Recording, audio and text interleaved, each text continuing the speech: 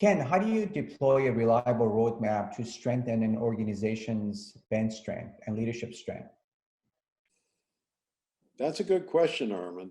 Right now, we're in a time of shifting cultures, and this is largely brought about by the disruptions of the worldwide COVID pandemic.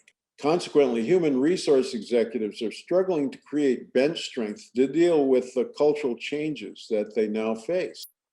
This is where we come in because creating and using benchmarks is our business. First of all, we develop a benchmark profile that zeroes in on the key qualities that are most important in your organization to deal with the issues that you face right now. So at the present time, the capacities to deal with change and uncertainty are essential. They're important throughout the organization, but they become increasingly critical at the upper levels of the organization ladder. My colleagues and I published a success study in the Harvard Business Review looking at over 120,000 managers and executives. So we've developed benchmarks for each rung on the executive ladder. And each of those benchmark profiles can be tweaked and adjusted to deal with the changes that are most important right now.